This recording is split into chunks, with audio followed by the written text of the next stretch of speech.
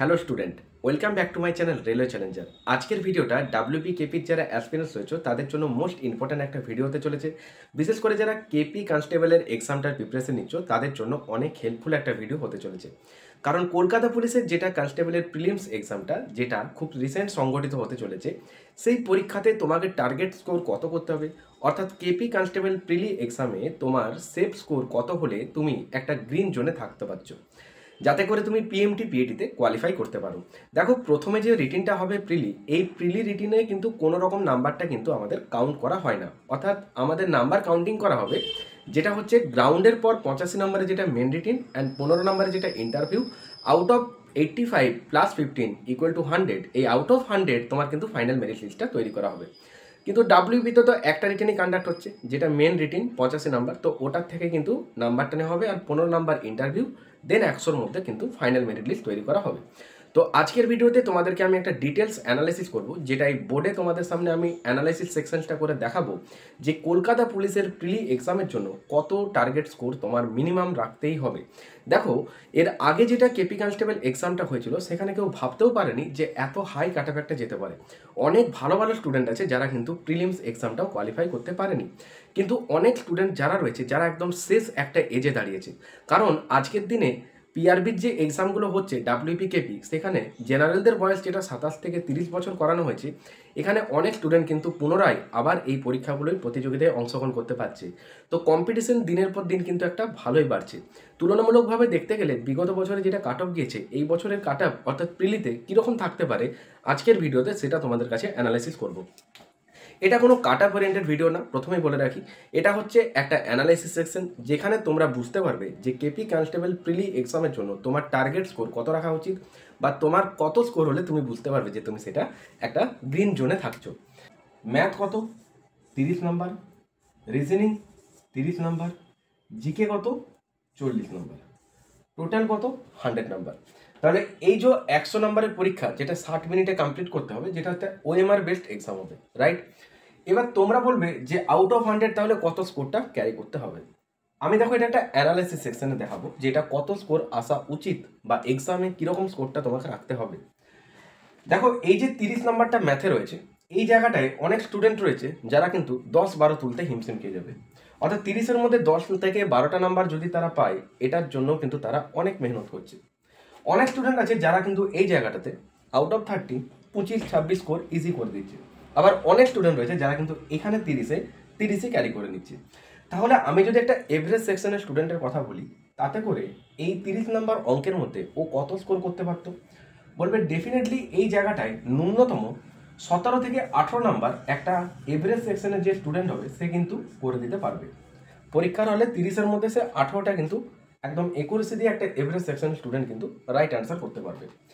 Reasoning যেটা out of 30, এখানে একটা এভারেজ সেকশনের স্টুডেন্ট কত করতে পারে? দেখো, রিজনিংয়ে ম্যাক্সিমাম স্টুডেন্ট যারা ঠিকঠাক পড়াশোনা করে তারা এখানে কিন্তু 20-র উপরে নাম্বারটা তুলে দেয়। আবার অনেক স্টুডেন্ট রয়েছে যারা কিন্তু এখানে 20 তুলতে হিমশিম খেয়ে যাচ্ছে। কিন্তু আমি যদি একটা এভারেজ সেকশনের স্টুডেন্টের কথা বলি, সে কিন্তু এখানে আউট অফ 30 কত স্কোর করতে পারবে জানো? মিনিমাম খুব জোর যদি হয় সেটা হবে 20টা নাম্বার। এটা হচ্ছে একটা এভারেজ সেকশনের স্টুডেন্টের কথা বললাম।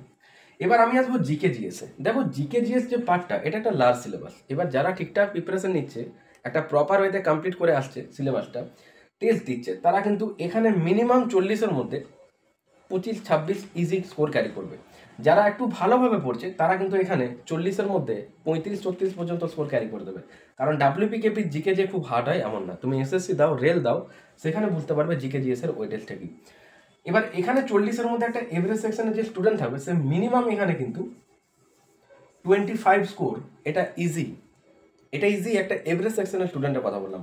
আবার অনেকেই এই 40-এর মধ্যে কিন্তু 10-12 নাম্বার তুলতে হিমশিম খেয়ে যাবে, কারণ তার কাছে যদি জিকে জিএস জিনিসটা ঠিকঠাক না কাভার থাকে, তাহলে ও এখানে বুঝতেই পারবে না যে এটা কোথা থেকে কোশ্চেন হয়েছে। বুঝতে পারলে? তাহলে আমি যদি টোটালটা যোগ করি, আউট অফ 100 এটা 100, এখানে একটা এভারেজ সেকশনের স্টুডেন্ট কত স্কোর করছে আউট অফ 100-এ? দেখো, 25 আর এখানে হচ্ছে 20, কত? বলবে 45। 45 আর 18 কত হয়? 45 আর 10 55, আর 8 63।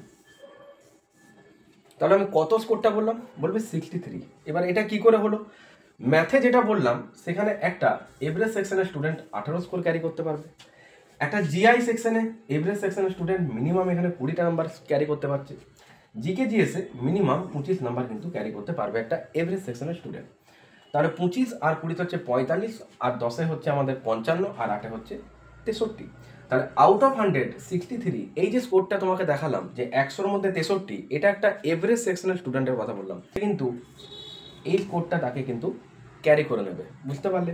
এবার আমি তোমাদেরকে যেটা বলবো যে এটা তো 100-র মধ্যে 63, দেখো আগের বারের কাট অফটা দেখো, বুঝতে পারবে এর থেকেও বেশি গিয়েছিল। এবার এটা কেন হয় জিনিসটা ভালো করে দেখো, তাহলেই বুঝতে পেরে যাবে।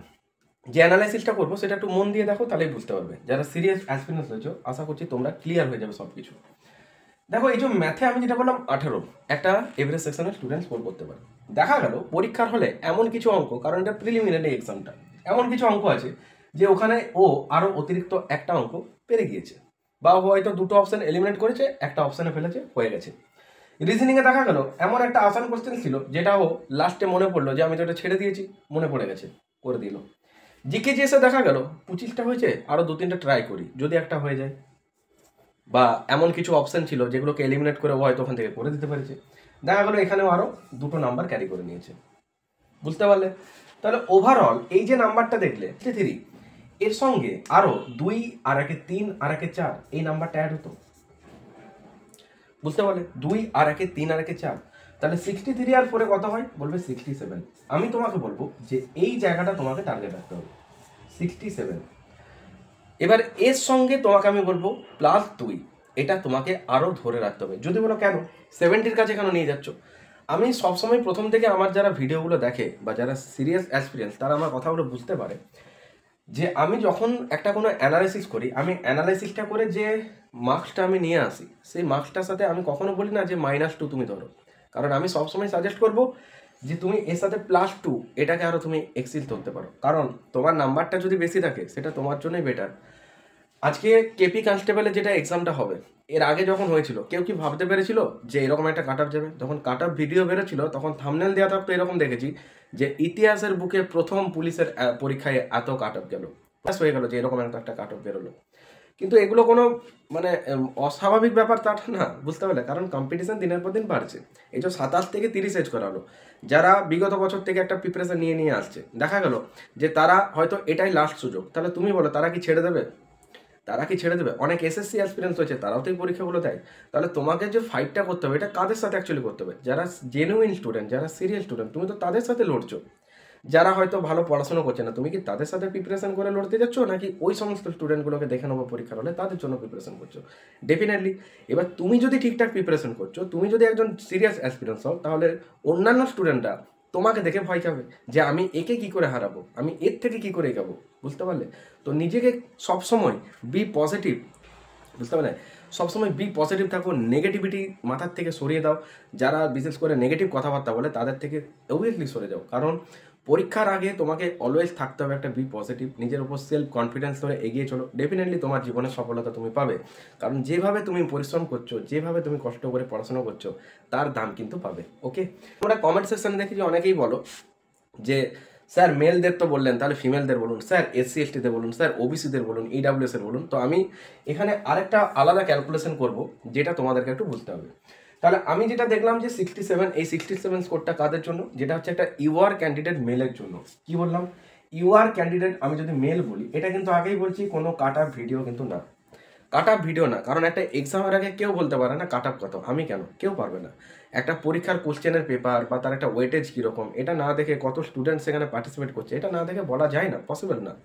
কিন্তু যে সমস্ত স্টুডেন্টরা বারবার কমেন্ট সেকশনে বলেছো বা আমাকে আলাদাভাবেও বলছো যে কীরকম নাম্বার রাখতে হবে, কত পেতে হবে, কারণ অনেকেরই স্কোর কিন্তু 40, 50 এরকম একটা রেঞ্জে ঘোরাঘুরি করছে।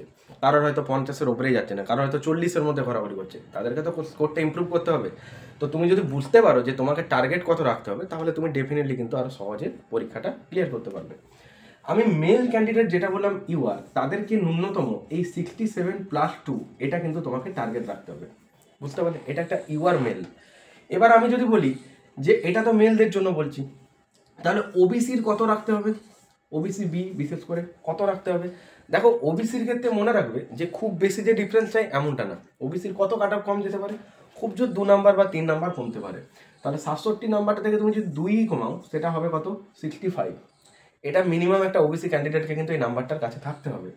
এবার অনেকেই ভাবছে যে আগের বারে যে কাট অফটা এত হাই হয়েছিল এটা কেন হয়েছিল, কারণ একটা জিনিস মনে রাখবে, নাম্বার অফ রিক্রুটমেন্ট যেটা থাকে তার উপরেও কিন্তু একটা ডিপেন্ড করে। যেরকম আগের বারে কলকাতা পুলিশে যখন পরীক্ষাটা হলো তখন সেখানে রিক্রুটমেন্টটা অনেক কম ছিল, যে কারণে কাট অফটাও হাই গিয়েছিল। দেখা যাবে হয়তো এবার একটু কমতেও পারে, কিন্তু আমি পার্সোনালি সাজেস্ট করবো তোমাদেরকে, রেলওয়ে চ্যালেঞ্জারের একজন মেন্টর হয়ে তোমাদেরকে বলবো, যে কথাটা বারবার বলে এসেছি, যে টার্গেট তোমাকে রাখতে হবে সবার ওপরে, ডেফিনেটলি তুমি কিন্তু জীবনে সফলতা পাবে। তাহলে ওবিসি বি কে ন্যূনতম তোমাকে কত টার্গেট রাখতে হবে? মিনিমাম আমাকে 65 স্কোরটা ক্যারি করতে হবে। ক্যান্ডিডেট রয়েছে, এসসি ক্যান্ডিডেটকে কত টার্গেট রাখতে হবে? মিনিমাম তোমাকে 60-র কাছে রাখতেই হবে। মিনিমাম 60-র কাছে থাকলে খুব ভালো হয়, মোটামুটি 59, 60 এরকম একটা স্কোর যদি থাকে খুব বেস্ট তোমার জন্য এটা। আর যারা এসটি ক্যান্ডিডেট রয়েছে তাদের জন্য মিনিমাম যে টার্গেটটা রাখতে হবে সেটা এর থেকেও ধরে নাও আরও 5 নাম্বার কম, অর্থাৎ 55 এরকম একটা রেঞ্জে তোমাকে স্কোর করতে হবে। এবার আমি যে স্কোরটা তোমাকে বললাম, একটা বললাম দেখো ইউআর এর কত বললাম, 67+2, অর্থাৎ 70-র কাছে যদি রাখতে পারো খুব ভালো হয়। ওবিসি বি এদের জন্য 65, যারা এসসি তাদের জন্য মিনিমাম 60, আর এসটি যারা রয়েছে তাদেরকে মিনিমাম 55। এবার ইডাব্লিউএস এর অনেকেই কমেন্ট সেকশনে বলো, দেখে রাখো যারা ইডাব্লিউএস ক্যান্ডিডেট আছো তাদের জন্য মিনিমাম ধরে রাখবে যে তোমার নাম্বারটা এই দুটোর মাঝখানে থাকলে খুব ভালো হয়। তুমি যদি 58-এর কাছে স্কোর করতে পারো সেটা তোমার জন্য ফার বেটার। একজন ফিমেল ক্যান্ডিডেট কলকাতা পুলিশের প্রিলিমস এক্সাম যেটা আউট অফ 100, সেখানে কত টার্গেট স্কোর করতে হবে? দেখো এখানে থাকছে ম্যাথ, এখানে থাকছে জিআই, এখানে থাকছে জিকে, এই তিনটেই সেকশন, রাইট? ম্যাথ, জিআই আর জিকে। তো ম্যাথে আমাদের 30, রিজনিংয়েও 30, আর জিকেতে 40। তো একটা এভারেজ সেকশনের একটা স্টুডেন্ট অর্থাৎ ফিমেল ক্যান্ডিডেট সে ম্যাথে কত স্কোর ক্যারি করতে পারে? দেখো আউট অফ 30 সে 30ও পেতে পারে, আবার সে 10-12 নাম্বার তুলতে কিন্তু হিমশিম খেয়ে যেতে পারে। কিন্তু আউট অফ 30 একটা এভারেজ সেকশনের ফিমেল ক্যান্ডিডেট পরীক্ষার হলে কত নাম্বার টার্গেট করতে পারবে, মানে মিনিমাম সে একুরেসি দিয়ে ঠিক করতে দিতে পারবে, সেটা হচ্ছে মিনিমাম বলতে পারো 16 নাম্বার। এবার এখানে অনেক ফিমেল ক্যান্ডিডেট রয়েছে যারা কিন্তু এখানে 30-এ 30 মেরে দেবে, কোনো ব্যাপার না তাদের কাছে, কিন্তু এটা ন্যূনতম এভারেজ সেকশনের স্টুডেন্টের কথা বললাম, সে 16 নাম্বার পর্যন্ত ক্যারি করা যাবে। রিজনিং খুব যে টাফ প্রথম থেকে বলছি এমনটা না, রিজনিংয়ে আসান, তুমি যদি ঠিকঠাক প্র্যাকটিস করো এখানে তুমি ফুল মার্কস ক্যারি করতে পারবে। এবার এই জায়গাটায় অনেকে ফুল মার্কস পাচ্ছে, আবার অনেকে কিন্তু এই জায়গাটাতে 10-12 নাম্বারের মধ্যেই ঘোরাঘুরি করছে, আবার অনেকে হয়তো 15-16 পাচ্ছে। তো একটা এভারেজ সেকশনের স্টুডেন্ট এখানে কত পেতে পারে ফিমেল ক্যান্ডিডেট? আউট অফ 30 এখানে সে মিনিমাম 17 নাম্বার পর্যন্ত ক্যারি করতে পারবে। বোঝা গেল? জিকে জিএস সেকশনটা হচ্ছে একটা লার্জ সিলেবাস, যেটা বারবার বলছি, এই জায়গাটা ঠিকঠাক যারা কমপ্লিট করবে না তারা পরীক্ষার হলে আনসার করতে পারবে না ঠিক করে, কারণ অপশন খুব নিয়ারেস্ট দেওয়া থাকে। 2টি পয়েন্টে যে আনসারটা তুমি হিট করবে এমন সুযোগটা তোমাকে নাও দিতে পারে এক্সামটা। 4টে অপশনের মধ্যে এমন অপশন থাকতে পারে যে অপশনগুলো খুব নিয়ারেস্ট, এলিমিনেট করার সুযোগ পাচ্ছ না। কিন্তু যারা প্রপার ওয়েতে কমপ্লিট করবে, টেস্ট দেবে, তারা ডেফিনেটলি এখানে 40-এর মধ্যে খুব ভালো একটা স্কোর করবে, এর কাছাকাছি জায়গাতে পৌঁছে যেতে পারবে। আউট অফ 40 এখানে একজন জিকে জিএসে কত স্কোর করতে পারে? একজন এভারেজ সেকশনের ফিমেল স্টুডেন্ট মিনিমাম এই জায়গাটা 20 স্কোর কিন্তু করে দেবে। 50% স্কোর কিন্তু একুরেসি দিয়ে তারা করতে পারবে। এবার এখানে অনেক স্টুডেন্ট আছে যারা 37-38 পর্যন্ত স্কোর ক্যারি করতে পারবে, খুব যে টাফ এটা এমন না। তাহলে আমি একবার যোগ করে দেখি যে এটা কত হচ্ছে। এটা তো আউট অফ 100, তাহলে আউট অফ 100 একজন ইউআর ফিমেল ক্যান্ডিডেট কত টার্গেট স্কোর হতে পারে দেখে রাখি। 17 আর 16 যোগ করলে কত হয়? 33, আর 20 53, আর 16 কত হয়? 16, 17, 33, আর 20 যোগ করলে কত হয়? 53।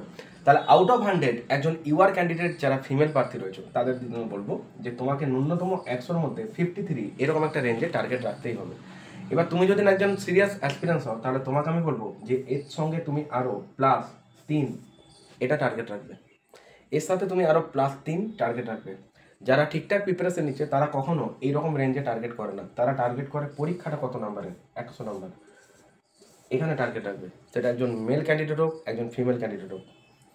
যারা সিরিয়াস অ্যাসপিরেন্স হবে তারা টার্গেট রাখবে পরীক্ষাটা কত নাম্বারের, বলবো 100 নাম্বারের, তার ফুল মার্কস রাখতে হবে আমাকে টার্গেট আউট অফ 100, এটার মধ্যে আমাকে টার্গেট রাখতে হবে যে কত স্কোর করছি।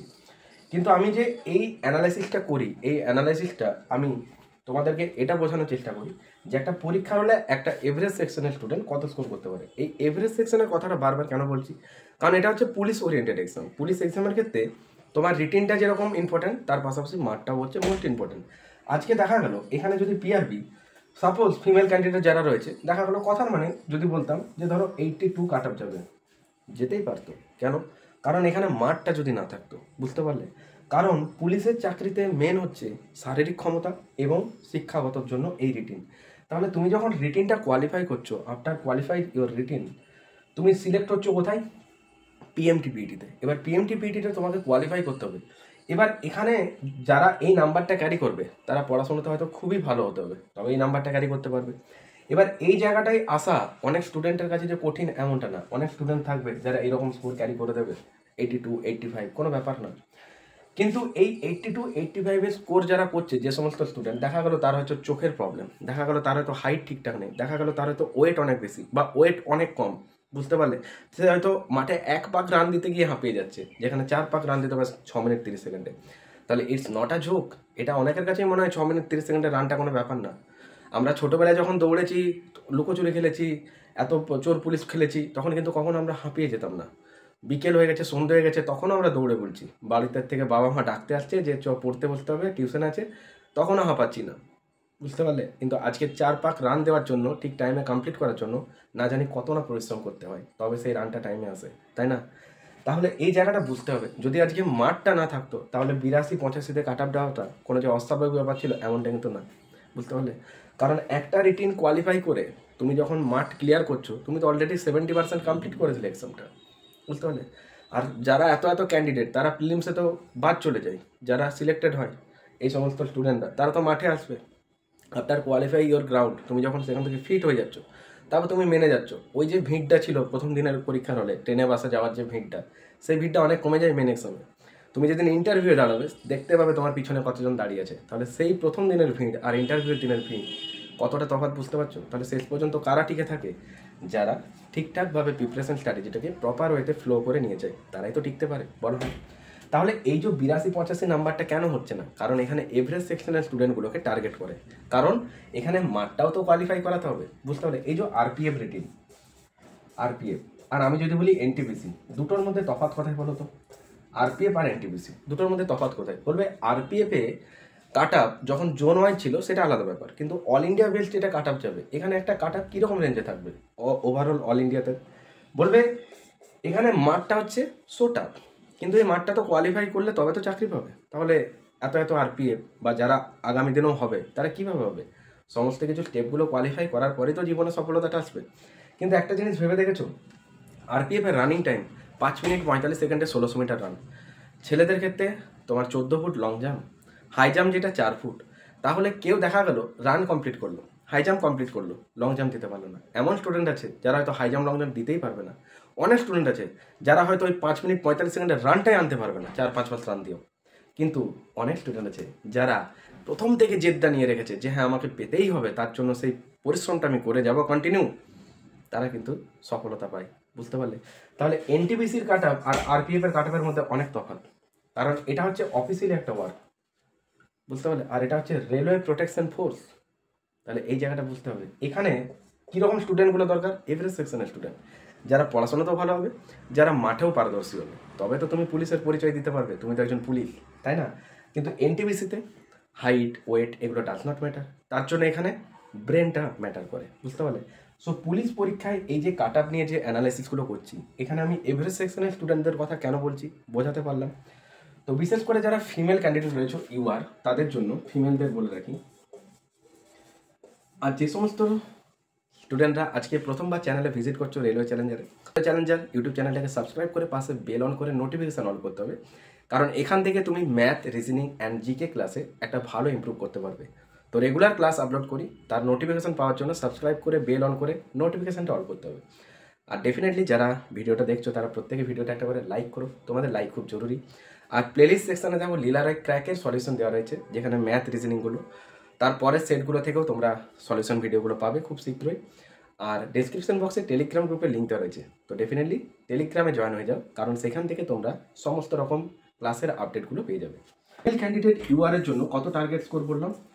53 প্লাস 3 আমি সেখানে বলতে পারি 56। আমি বলবো তোমরা 56 এটা টার্গেট রাখো, বুঝতে পারলে? যারা ওবিসি হবে, যারা ওবিসি ক্যান্ডিডেট হবে এর থেকে তুমি 3 নাম্বার কমাও 53। যারা এসসি হবে তারা এর থেকে আরও তুমি 4 নাম্বার কমাতে পারো, অর্থাৎ 49 রাখতে পারো। যারা এসটি হবে তারা এর থেকেও আরও 4 নাম্বার কমাও, অর্থাৎ মিনিমাম 45-এর কাছে টার্গেট রাখো, বুঝতে পারলে? এরকম একটা টার্গেট রাখো। আর যারা ইডাব্লিউএস হবে তারা এই দুটোর মাঝামাঝি থাকার চেষ্টা করো, 45 আর 49-এর মাঝে মোটামুটি বলতে পারো 46-47-এ থাকলে খুব ভালো হয়।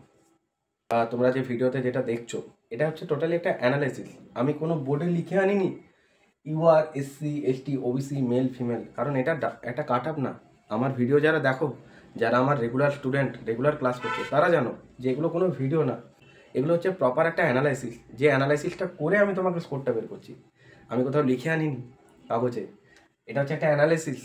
তো এই অ্যানালাইসিসটা একটা এক্সামের পরেও হয়, কিন্তু যারা আমাকে বারবার বলেছো যে কত কাট আপ যেতে পারে, কীরকম টার্গেট স্কোর রাখবো, অনেক স্টুডেন্ট পাজল থাকে এগুলো নিয়ে, তারা যদি জানতে পারে যে আমার স্কোরটা এরকম রেঞ্জের মধ্যে যদি রাখতে পারি, যেটা ফার বেটার আমার জন্য, তাহলে তারা তার থেকে এর থেকে একটু বেশি টার্গেট রাখতে পারবে। কারণ তুমি এক্সামে একটা 100 নম্বরের মকে 90 পাচ্ছ, তোমার এটা ম্যাটার করবে না, বুঝতে পারলে? ম্যাটারটা কাদের করে? যারা 100-র মধ্যে এমন একটা স্কোর করছে কাট আপের কাছাকাছি, স্কোরটা ইমপ্রুভ করতে পারছে না, বুঝতে পারলে? যারা এখানে 20 পাচ্ছে, যারা এখানে 30 পাচ্ছে, তাদেরও প্রবলেম হবে না, কারণ তারা জানে যে আমার যেটা স্কোর আমি ধারে কাছে এখনো যেতে পারিনি, আমাকে অনেক ইমপ্রুভ করতে হবে, এক্সাম সামনে আসছে। কিন্তু যারা এই সেকশনটার মাঝে পড়ে যাচ্ছে, অর্থাৎ এমন একটা স্কোর করছে যে স্কোরটা এমন একটা স্কোর হতে পারে 1-2 নম্বরের জন্য সে পেরিয়ে যাবে, 1-2 নম্বরের জন্য হয়তো আটকেও যেতে পারে, টেনশনটা হয় তাদের। তুমি একটা রিটিনিং দিয়ে এসছো, 100-র মধ্যে তুমি 85-87 পেয়েছো, তুমি কি কাট আপ ভিডিও দেখবে? কোনোদিন দেখবে না, কারণ তুমি জানো কাট আপ যতটাই যাক না কেন আমার যেটা স্কোর আছে ধারে কাছে আসবে না। আবার কেউ 20-30 পেয়েছে, সে কোনোদিন কাট আপ ভিডিও দেখবে? ও তো জানে যে আমার কোয়ালিফাই হবে না, কারণ একটা আইডিয়া আছে তার, সে জানে যে কত রেঞ্জে কাট আপ চাই। ঠিক তেমনি সেই আইডিয়ার ওপর বেস করে এই অ্যানালাইসিসটা করলাম, যাতে করে প্রবলেমটা কাদের হয়? কেউ একজন রিটিন দিয়ে এসছে 55 স্কোর হচ্ছে, কেউ রিটিন দিয়ে এসছে 61 হচ্ছে, টেনশনটা তড়পানিটা তাদের হয়, বুঝতে পারলে? যত না বেশি টেনশন হয়েছে পড়ার সময়, পরীক্ষার সময়, এক্সাম দিয়ে আসার পর তার টেনশন আরও বেশি হয়ে গেল, বুঝতে পারলে? কারণ স্কোরটাই করেছে একটা মাঝামাঝি জায়গাতে। তাহলে এই যে 90 আর আমি যে 20-30-এর কথাটা বললাম, তুমি কি ভাবছো এরকম স্কোর অনেক স্টুডেন্টেরই হচ্ছে? স্কোর ইমপ্রুভ করতে হবে, আর যাদের এই জায়গাতে আছে তারা আরও ইমপ্রুভ করার চেষ্টা করছে। এবার যারা এর মাঝামাঝি পড়ে যাচ্ছে এই সেকশনে, টেনশনটা তাদের তো, যাতে করে এই অ্যানালাইসিসগুলো দেখে তারা এটা বুঝতে পারে যে আমাকে টার্গেট স্কোর এটা রাখতে হবে বা তার থেকে আরও বেশি ইমপ্রুভ করতে হবে। তো তোমাদের জন্য নিয়ে এসেছি ম্যাথ চ্যালেঞ্জার ব্যাচ। এই ম্যাথ চ্যালেঞ্জার ব্যাচটা আগামী 29 তারিখ থেকে শুরু হতে চলেছে। অনেক স্টুডেন্ট অ্যাডমিশন হয়ে গেছে। তো যে সমস্ত ছাত্রছাত্রীরা অঙ্কে অতিরিক্তভাবে মানে উইক রয়েছে, মানে তুমি হয়তো ঠিকঠাকভাবে ক্যালকুলেশনও করতে পারছো না, তাদের জন্য এই ব্যাচটা অনেক হেল্পফুল একটা ব্যাচ হবে। তোমাদেরকে ডিটেলসে বলতে গেলে ম্যাথ চ্যালেঞ্জের ব্যাচটা থেকে তোমরা কী কী পেতে পারো? প্রথমত এটা আপকামিং ডাব্লিউবিপি, কেপি, এই যে এক্সামগুলো আসছে ডাব্লিউপির মেন অ্যান্ড কেপির প্রিলিমস মেন, এটা পুরো কাভার আপ করাবে। এখানে তোমার 800 কোশ্চেনের একটা 800+ কোশ্চেন থাকবে, যেটা হচ্ছে ওভারঅল এই ম্যাথ চ্যালেঞ্জের ব্যাচ থেকে তোমরা পাবে। ক্লাস থেকে তোমরা কি ফেসিলিটিস পাবে, কারণ যে ক্লাসে তুমি আসছো সেই ক্লাসটা সম্পর্কে তোমার জানতে হবে। প্রথমত এখানে যে 800+ কোশ্চেন থাকবে, এটা কীভাবে থাকবে? আমাদের উইকলি 4টে করে ক্লাস থাকছে। উইকলি কটা করে?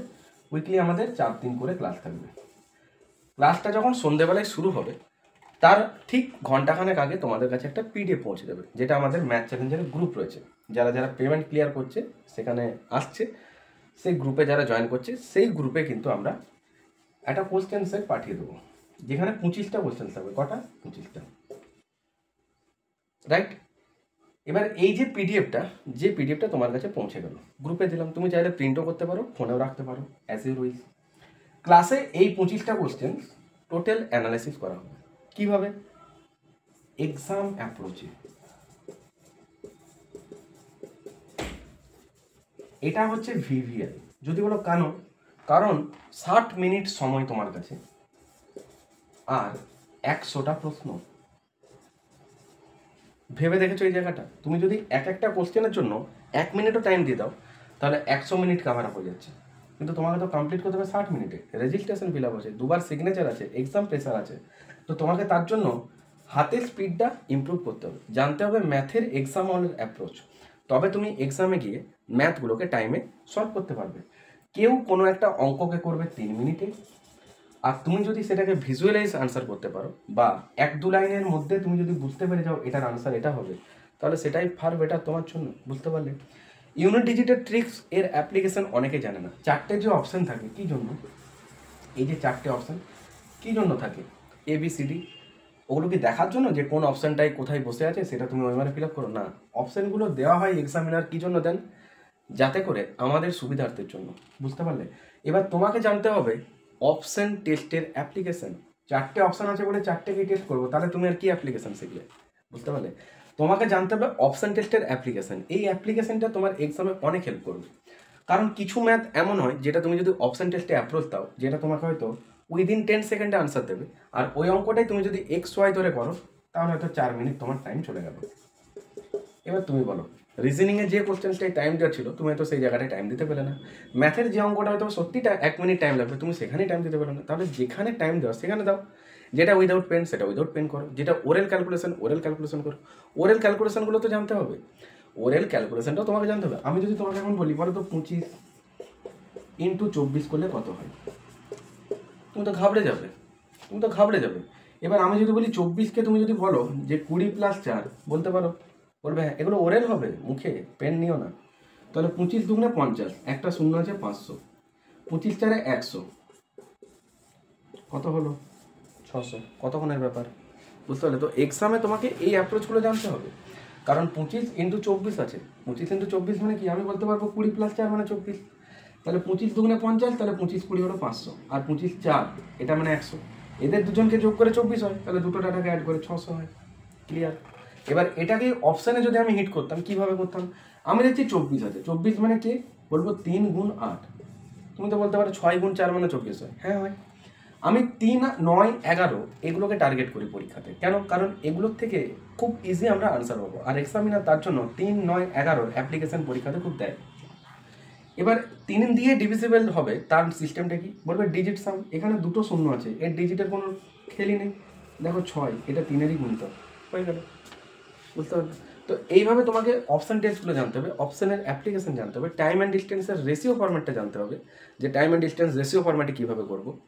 রেশিও অ্যান্ড প্রপোর্শনের অনেক ম্যাথ হয় যেটা অপশান টেস্টে ভিজুয়ালাইজ করে আনসার হয়। কিছু ম্যাথ এমন হয় যেটা উইদাউট পেন হবে, আর পাশেই বসে তোমার সামনে কেউ এই অঙ্কটা করবে, যেটা হয়তো দেখবে এত ক্যালকুলেশন করেও লাস্টে 4 মিনিট সময় গেছে, তাও সেটা রাইট হয়েছে কিনা কোনো ঠিক নেই। আর তুমি সেটা যদি উইদিন 5 সেকেন্ডে ম্যাথটা সলভ করতে পারো, তবে তো তুমি অন্যদের থেকে এগোতে পারবে। বুঝতে পারলে? তো তার জন্য তোমাকে আসতে হবে ম্যাথ চ্যালেঞ্জার ব্যাচ। এই ব্যাচ থেকে তুমি ডেফিনেটলি খুব ভালো একটা স্কোর ইমপ্রুভ করতে পারবে। যারা অঙ্কে 8, 9 বা এরও নিচে 7, 10, 12 এরকম একটা স্কোরে আটকে আছো, বা 15, 16তে আটকে আছো, ডেফিনেটলি এখানে কমপ্লিট করার পর তুমি মিনিমাম ম্যাথে আউট অফ 30 23 থেকে 24+ তোমার স্কোর হবেই হবে। এই বিশ্বাসটা নিজের উপর রাখতে পারবে। উইথ একুরেসি আউট অফ 30 23 থেকে 24+ কোশ্চেন্স তুমি কারেক্ট করতে পারবে। ডাব্লিউপি যদি কোনো কোশ্চেন সেট নাও বা ডাব্লিউপি যদি টেস্ট দাও, সেখানে তুমি আউট অফ 25 মিনিমাম 20+ কোশ্চেন্সের answer with accuracy plus short approach দিয়ে টাইমে তুমি নামাতে পারবে। তার জন্য তোমাকে আসতে হবে এই ব্যাচে। যারা এই ব্যাচে আসতে চাইছো তারা ডিসক্রিপশন বক্সে দেওয়া টেলিগ্রাম গ্রুপের লিঙ্ক দেওয়া রয়েছে, সেখানে জয়েন হয়ে যাও। আর এইটা হচ্ছে আমাদের হেল্পলাইন নাম্বার 9144556275, 9144556275। এইটা হচ্ছে হোয়াটসঅ্যাপ নাম্বার, হেল্পলাইন নাম্বার। তোমরা এখানে সরাসরি যোগাযোগ করে এই ব্যাচে অ্যাডমিশন নিতে পারবে। খুব সীমিত মূল্যে ব্যাচটা পারচেস করতে পারবে, যার প্রাইস হচ্ছে মাত্র 399। জাস্ট এটা একবারই তোমাকে পে করতে হবে। এটা পে কমপ্লিট করে তুমি এই ক্লাসে আসার সুযোগ পেয়ে যাচ্ছ, যেখানে ওভারঅল এই 800+ কোশ্চেন্স কমপ্লিট করাবো, যেটা হচ্ছে একটা মিক্সড প্র্যাকটিস সেট। এবার কোশ্চেন্সগুলো এমনভাবে রাখা থাকবে যাতে করে ওভারঅল তোমার অল কমপ্লিট হয় এক্সামের আগে। আর এই ব্যাচে যারা কোর্সটা কমপ্লিট করবে, তুমি নিজে বুঝতে পারবে যে তুমি কোথায় ছিলে আর কোন জায়গাতে চলে এলে। তার জন্য তোমাকে আসতে হবে এই ব্যাচে। আমরা পার ডে 25 অর্থাৎ 25টা করে কোশ্চেন্সের সলিউশন করব। ক্লাসে হোমওয়ার্ক থাকবে, মক টেস্ট থাকবে, আস্তে আস্তে তুমি নিজেই বুঝতে পারবে যে তোমার স্কোরটা কিন্তু অনেক ইমপ্রুভ হচ্ছে। তো আউট অফ 100 বা আউট অফ 85 তোমাকে একটা ঠিকঠাক স্কোর ক্যারি করার জন্য এই ম্যাথ, রিজনিং, জিকেতে একটা ভালো স্কোর ক্যারি করতে হবে। জিকে যোদ্ধা ব্যাচ চলছে, এই নাম্বারে সরাসরি হেল্পলাইন নাম্বার, এখানে যোগাযোগ করে তোমরা যোদ্ধা ব্যাচও জয়েন করতে পারো।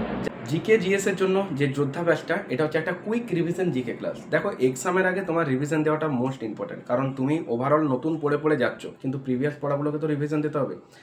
অনেকে রয়েছে যারা হয়তো সিলেবাসটা কমপ্লিটই করেনি, অনেকে রয়েছে যারা এমসিকিউ পড়ে যাচ্ছে, ডেসক্রিপটিভ পড়ছেই না। তো এই যে জিকের জন্য যেটা যোদ্ধা ব্যাচ, মাত্র 3টে ক্লাস হয়েছে। ক্লাস পিডিএফ, যেটা আমাদের ক্লাস নোট পিডিএফ আকারে পাচ্ছ, তার সাথে কিন্তু তোমরা ক্লাস রেকর্ডের সুবিধা পাচ্ছ। তো ওটা মাত্র 200 টাকাতে তোমরা পারচেস করতে পারবে, মাত্র 200। এই মাত্র 200 টাকা একবার জাস্ট পে করবে, ওভারঅল তোমার 25টা ক্লাসের মধ্যে কিন্তু আমরা জিকে জিএসটা কমপ্লিট করাবো। টার্গেট আছে 22 থেকে 23টা ক্লাসে, বাট আরও 2-3টে ক্লাস লাস্টে থাকবে, যেটা হচ্ছে একটা টেস্ট বা তোমাদের সেই সমস্ত কোশ্চেন্সগুলোর একটা এক্সাম ওরিয়েন্টেড টেস্ট আকারে তোমাদের সেগুলো নেওয়া হবে, যাতে করে জিকে জিএসটা ওভারঅল কমপ্লিট হয়। তো অনেক স্টুডেন্ট কিন্তু সেখানে রয়েছে। তো যে সমস্ত স্টুডেন্টরা জিকে জিএসটাকে ইমপ্রুভ করতে চাইছো, যোদ্ধা ব্যাচে চলে আসো। জাস্ট 3টে ক্লাস হয়েছে, অ্যাডমিশন নিলে সেই 3টে ক্লাসের লিঙ্ক পেয়ে যাবে, অর্থাৎ রেকর্ডেড ফর্মে ক্লাসগুলো দেখার অ্যান্ড ক্লাস নোট শেয়ার করা হবে। আর ম্যাথ চ্যালেঞ্জার যেটা শুরু হতে চলেছে 29শে জানুয়ারি থেকে। তো যে সমস্ত স্টুডেন্টরা অঙ্কে একটা ভালো স্কোর করতে চাইছো আর জিকে জিএসে ইমপ্রুভ করতে চাইছো, তারা এই নাম্বারে সরাসরি হোয়াটসঅ্যাপ করে জয়েন করে নাও আর নিজের একটা সিট কনফার্ম করে নাও। তো আজকের ভিডিওটা এই পর্যন্তই। যদি ভিডিওটা ভালো লেগে থাকে, প্রত্যেকে ভিডিওতে একটা করে লাইক করো। আর যেসব বন্ধুরা আজকে চ্যানেলে প্রথমবার ভিজিট করছো, চ্যানেলটাকে সাবস্ক্রাইব করে পাশে বেল অন করে নোটিফিকেশান অন করতে হবে, যাতে করে upcoming math, reasoning and GK live ক্লাসের নোটিফিকেশানগুলো খুব সহজে তোমার কাছে পৌঁছে যায়। প্রত্যেকে ভালো থেকো, মন দিয়ে পড়াশোনা করো। দেখা হচ্ছে নেক্সট ক্লাসে। টাটা।